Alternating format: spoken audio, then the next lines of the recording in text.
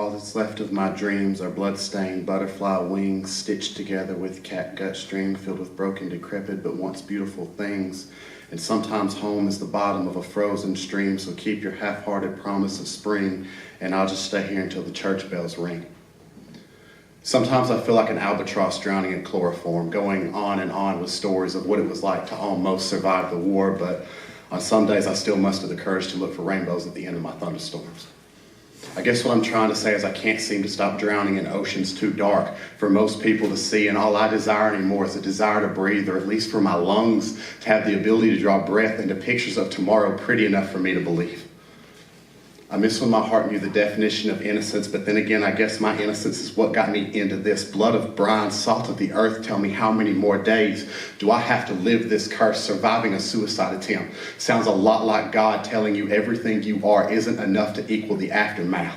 So I guess it's back to the drawing board to settle the sins of my past. I want a heart that's like an amusement park. It doesn't shut down just because a few of the rides break down. My depression gets mad when I blame it for my problems. Gets mad when I stumble and say he tripped me, says, who do you think you are, when I put him on a shelf, politely ask what he's supposed to do with his time.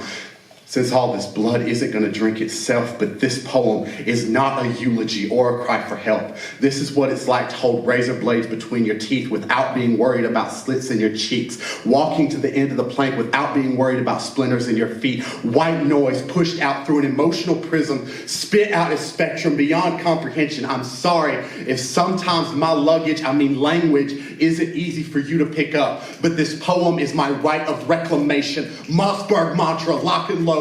Walk this stage to the end of my rope, address this mic, slit my throat. My trauma is neither phase nor fashion trend. I am not some museum exhibit, but rather a museum itself. Endless halls of wounded memory, romanticized tragedy, repackaged as all-American rhapsody. I have been through hell for this shot. Tongue and lung fail me not. I will tear myself apart for this art until there's nothing left of me to bleed. But when I die, let it be known that the bravest thing I ever did was breathe.